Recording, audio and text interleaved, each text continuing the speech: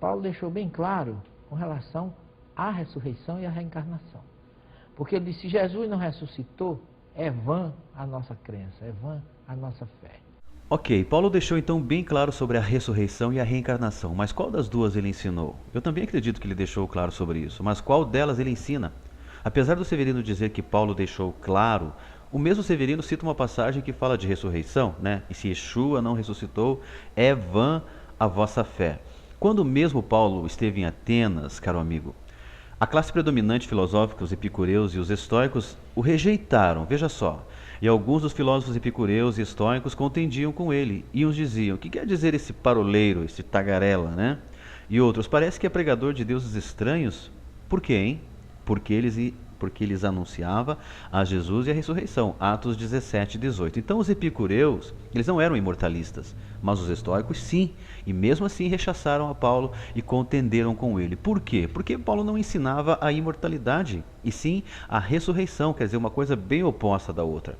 O ensinamento de Paulo sobre a ressurreição de um corpo físico vai contra o pensamento grego da época. Os gregos eles desenvolveram uma doutrina da imortalidade da alma. O corpo foi considerado como sendo uma peça, digamos assim, descartável, física exterior, né? Enquanto que a alma ou o espírito estavam relacionados às formas imortais e sustentada de era em era.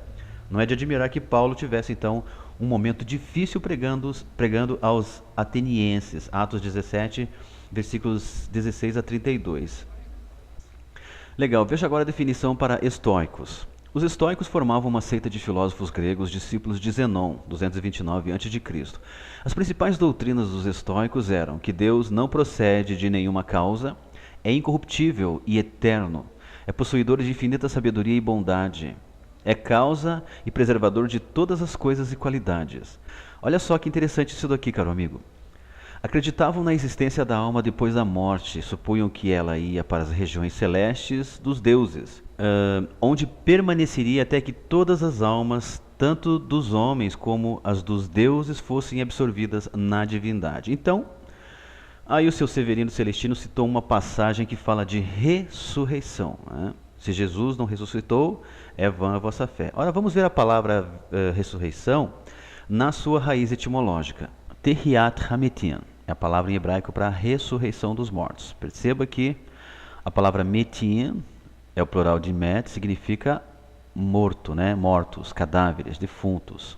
Então, a Tehiat Hametin é o ressurgimento, né? É o levantamento dos corpos, né? Dos mortos, que serão transformados ao saírem da sepultura. Isso sim é um corpo espiritual, porque o corpo abatido, né, o corpo desfeito na terra, na sepultura, será transformado num corpo espiritual. Então, olha só, que transformará o nosso corpo abatido, né? O que é abatido? Derrubado, corpo morto, corpo desfeito, para ser conforme o seu corpo glorioso. Filipenses 3:21. Então, o corpo espiritual mencionado por Paulo lá na primeira carta aos Coríntios não é um espírito que sai da gente quando a gente morre, mas sim o nosso corpo, né, que sai da sepultura de maneira transformada, né? Diz o apóstolo Paulo aos Romanos, aquele que dentre os mortos ressuscitou a Cristo, também vivificará os vossos espíritos, também vivificará os vossos corpos mortais, pelo seu Espírito que em vós habita. Romanos 8:11. E como já dito em outros vídeos, caro amigo, esse negócio aí de que sai um espírito consciente pessoal de dentro do homem é coisa de grego. Na morte, o que desprende da pessoa é apenas uma energia vivificante, né? É o ruach, o espírito, um sopro, um fôlego apenas, e não uma pessoa espiritual, né? Porque assim como a morte veio por um homem, também a ressurreição dos mortos veio por um homem. 1 Coríntios 15:21. Vamos fazer uma análise no original grego desta passagem. Bem, então, 1 Coríntios capítulo 15, o versículo 21, né, que tem a palavra ressurreição dos mortos. Ali em verde eu coloquei o versículo no original grego, destaquei o final dele com aquelas letras douradas, Anastasis Necron. Vamos ouvir a pronúncia, vamos ouvir o texto em grego. Επεδέγαρδι ανθρώπου θάνατος, καίδι ανθρώπου Anastasis Necron. Ok, mais uma vez, vamos lá. Επεδέγαρδι ανθρώπου θάνατος, καίδι ανθρώπου Anastasis Necron. Legal. Aqui embaixo eu destaquei com letras maiores em vermelho a palavra anástasis e necron. Vamos ver o que significa primeiramente a palavra anástasis.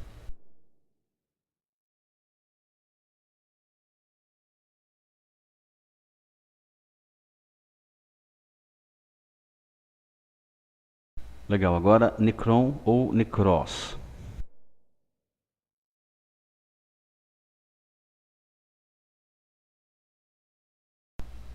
Então não há por onde escapar, né? Você veja. Então o corpo que será levantado é o corpo morto, é o cadáver.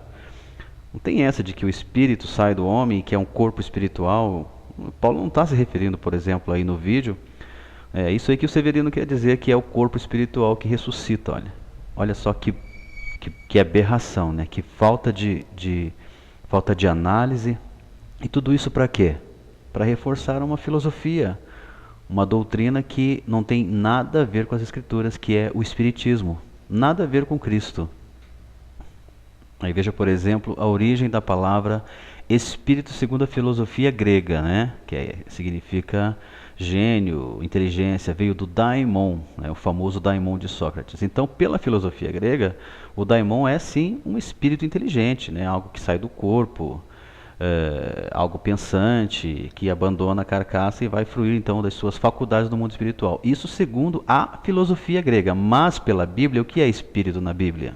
Pelas escrituras sagradas, então, espírito é ruach, né? Vem do hebraico, ruach, que é espírito, sopro, vento, e nada de pessoal tem, nada de inteligência, apenas uma energia vivificante. Porque o homem é carne, segundo as escrituras. É bem o oposto do que ensina o Espiritismo, que diz que o homem é espírito. O que eu quero dizer para vocês é que a carne e o sangue não herdam o reino dos céus. Em outras palavras, não é o corpo físico que vai. Então eu acho que Paulo foi muito feliz nessa didática dele, de mostrar que nós temos um corpo físico e depois nós temos um corpo espiritual. Pois é, né? Não é o corpo físico que vai, mas vai para onde também, né? Com essas palavras aí, o Severino consegue ludibriar as pessoas, porque é um jogo de palavras, né? São cartas marcadas. E o interessante é que ele joga tão bem com as palavras, o Severino, né? Por exemplo, ele fala que Paulo disse que carne e sangue não herdam o reino de Deus. É óbvio que não herda mesmo. Porque o nosso corpo, para herdar o reino de Deus, ele precisa ser transformado. Ele precisa sair da sepultura imortal. Ele precisa sair da sepultura incorruptível. E o Severino, então, para dispensar o corpo, né, para dispensar, no caso, a ressurreição física, porque a ressurreição só pode ser física, o que ele faz? Ele joga com essas palavrinhas. Infelizmente, tem muita gente que ainda acredita que a gente vai para o outro lado com o corpo físico. É uma visão equivocada. É claro que ninguém vai com o corpo mortal. Nós temos que adquirir um corpo imortal, nós temos que ressuscitar. Quer dizer, Deus vai transformar o nosso corpo abatido, humilhado, digamos assim, né? Desfeito, para ser o quê? Conforme o corpo de quem? Para ser conforme o corpo glorioso de Yeshua.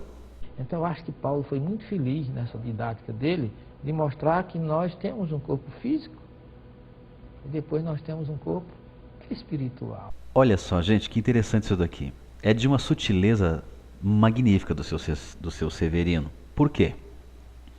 Tudo que Paulo falou, ele está repetindo, que nós temos um corpo físico e depois nós teremos um corpo espiritual. Só que ele está colocando dentro da ótica espírita. Quer dizer que na morte, então, da pessoa sai este corpo espiritual, né, de dentro do corpo, este espírito, né, que no caso seria então uma ressurreição espiritual. Só que Paulo, apesar de Paulo dizer que nós temos um corpo físico, né, e que depois nós teremos um corpo espiritual, ele está falando de ressurreição. Aí que entra a sutileza, né, do seu Severino Celestino. Por quê? É claro que nós temos um corpo físico, né, um corpo mortal, e que na ressurreição nós teremos um corpo imortal. Também gememos em nós mesmos, esperando a adoção, a saber, a redenção do nosso corpo. Romanos 8:23. Olha só, a redenção do nosso corpo. Veja que Paulo não fala em redenção do espírito, em redenção da alma, essas coisas de imortalista, mas fala em redenção do corpo. E tanto é verdade isso, caro amigo, sobre a redenção do corpo, né, mortal, do nosso corpo físico, que o próprio João diz assim: não vos maravilheis disto, porque vem a hora em que todos os que estiverem nos sepulcros ouvirão a sua voz. Né? Tá aí, o que vai acontecer então? Os que fizeram o bem sairão para a ressurreição da vida. Sairão da onde? Do corpo? Não, dos sepulcros. E os que fizeram o mal sairão para a ressurreição de juízo ou da condenação, dependendo então da tradução. E o interessante, né, que o Severino, quando ele cita essa passagem de João 5,28, ele fala que Jesus falou assim: os que fizeram o bem irão para uma ressurreição de vida, e os que fizeram o mal para uma ressurreição de julgamento. Quer dizer, ele omite a primeira parte, né? Ele tenta, digamos assim, anular aquela parte que fala que os mortos sairão dos sepulcros para a vida eterna e outros sairão dos sepulcros, né, dos túmulos, para a condenação eterna. Quer dizer, mesmo ele embaralhando as palavras, um dia as pessoas acabam descobrindo a verdade, né? Então isso é feio, é uma característica aí de um falso profeta. Exatamente. Então, e outras coisas que, claro, agora não vou colocar aqui, mas, por exemplo, ele fala: quando Deus formou o homem, soprou em Adão o fôlego de vida. Ele não crê. Ele não crê nisso. Ele não crê que Adão foi um homem, uma pessoa. Ele crê que era um simbolismo para a humanidade, porque o próprio Kardec diz que os primeiros homens que surgiram na Terra foram corpos, foram espíritos de humanos colocados em corpos de macacos. Quer dizer, o Adão nunca existiu. É apenas, Kardec diz que Adão era um mito. Quer dizer, olha então mais ou menos um gráfico que eu fiz para representar aí o feto do macaco no útero, né? E o espírito do humano aguardando então dentro do útero, porque é assim que ensina a fé espírita, né? Que o espírito, quando entra no útero, ele fica em estado de dormência, aguardando os 9 meses, então, para quando este ser nascer, então o espírito entrar neste corpo e obrar nele. Antes disso, o espírito fica como que fora do corpo, né? A alma fica fora do corpo. E em 9 meses, então, este espírito que aguarda ali no útero, em estado de dormência, né? O que ele vai fazer? Ele vai assumir aquele corpo de macaco que está ali. Quer dizer, isso chega a ser até nojento, né? E daí me aparece esse senhor lá na televisão, né? Com cara de cristão, e falando: não, porque Deus soprou nas narinas de Adão. Ele mesmo não crê nisso. Olha só o que diz a Gênese: bem pode dar-se que corpos de macacos tenham servido de vestidura aos primeiros espíritos humanos forçosamente pouco adiantados. A Gênese 212, capítulo 11. Bem, para finalizar, caro amigo, eu gostaria de dizer que o espiritismo é oportunista. Vale-se de passagens bíblicas para sustentar sua filosofia imortalista, quando na verdade a Bíblia nunca ensinou a imortalidade. De Gênesis a Apocalipse, a Bíblia fala de ressurreição, né? Ressurreição dos mortos, Tehiat Hamitim, revivificação dos corpos, né? E nunca em reencarnação. Pois tanto Severino como muitos outros espíritas descontextualizam as passagens bíblicas para forçar a Bíblia a falar o que ela nunca falou, isto é, sobre reencarnação. Severino Celestino, então, embriagado pela filosofia de Sócrates e companhia, acredita que o homem é dual, divisível, né? E que na morte o espírito, então, consciente, deixa a carcaça para viver conscientemente no mundo espiritual. Isso é uma mentira, pois as Escrituras falam insistentemente que o homem morre. Na morte, o homem dorme um sono profundo, pois somos carne. Para voltarmos a viver após a morte, necessitamos do corpo.